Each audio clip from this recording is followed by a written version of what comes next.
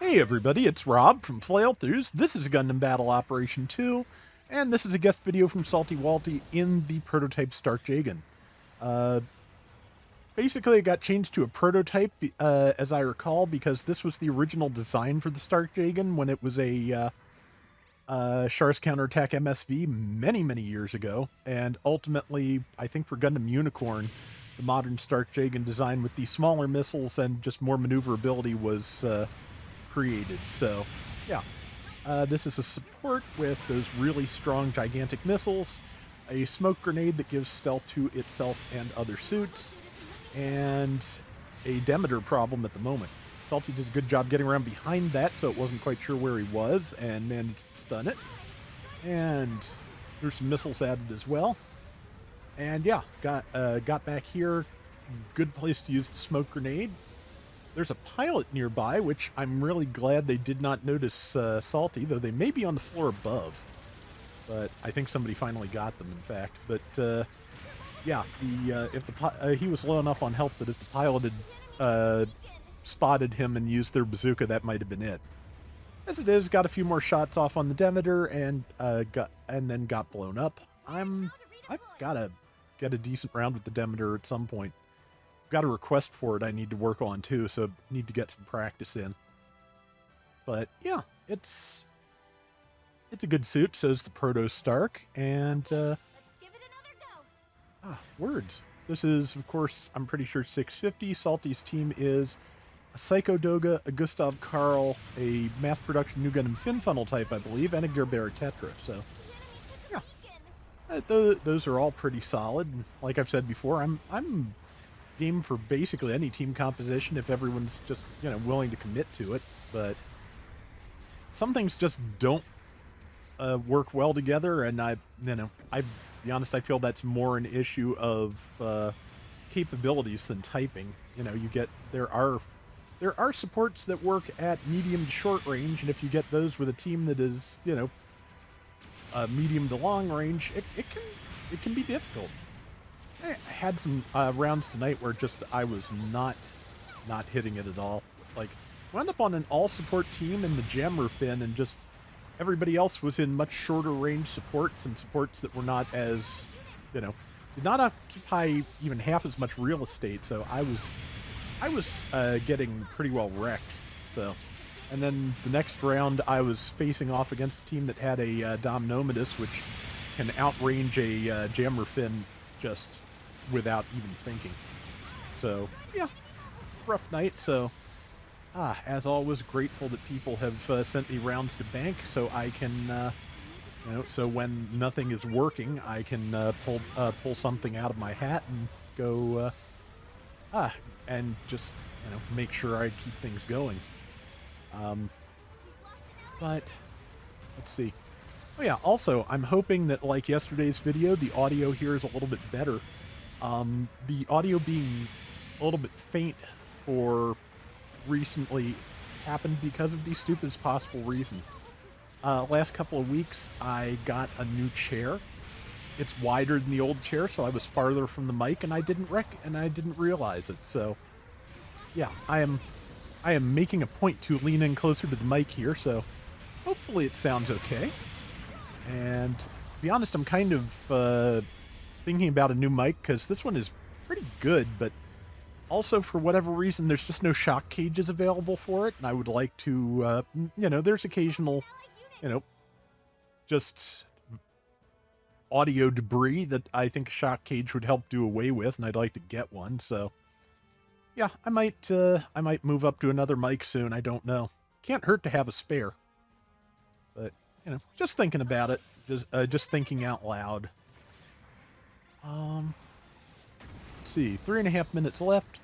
8,090 to 5125. And yeah, Salty is stealthed, and hopefully that'll last long enough to get in a good position. It just ended, but the rest of the enemy team seems to be focused on somebody else. So yeah.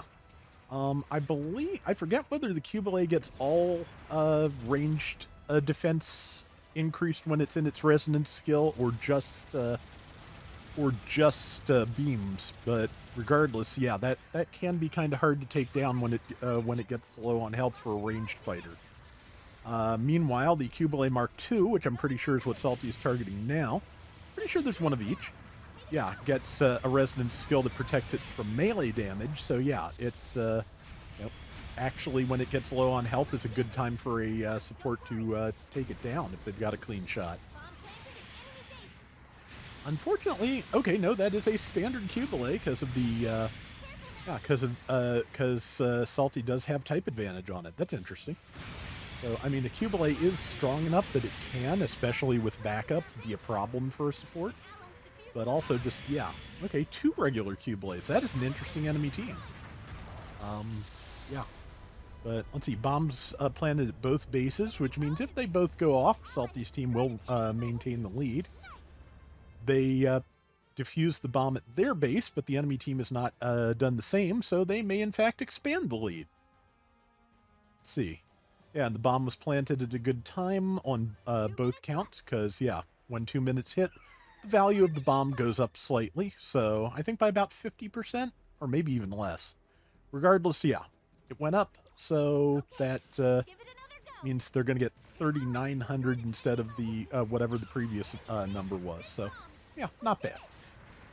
And bomb went off, yeah, so they've got a pretty strong lead now, like more than 2-1, which is really solid.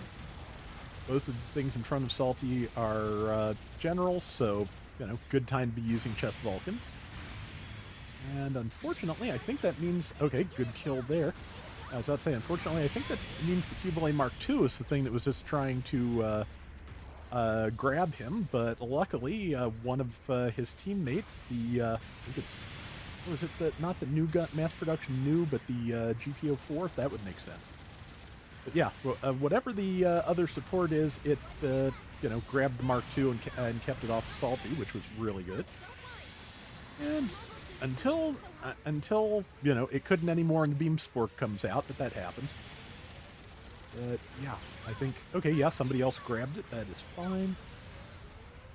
Oh, it's not either of the things I thought it was. It is the Engage Gundam Incom type. That makes sense. I need to use that more. It's become very popular in high cost rated, and I haven't used it very much. To be honest, just on aesthetics, I kind of like the Engage Zero Incom type more because the you know, big Zeong hands. But the full Engage Gundam Incom is, I would say, is indisputably stronger. So that you know, that overboost or overcharge skill really is handy in a pinch. Okay, yeah, so they managed to get about within 50% of Salty's team's score at the last second, so not bad. I kind of like the colors on that Gerbera Tetra, too. But yeah, that is the round, and 118,000 damage. Very nice. Yeah, Salty handled himself around the enemy raids really well. That is hard to do. I definitely wasn't doing it with the supports I was running tonight. 118k, and 5 kills, 3 deaths. Not bad at all. So that is going to do it for today's Gundam Battle Operation 2. We will be back soon with more. Till next time, everybody take care and have fun. Later.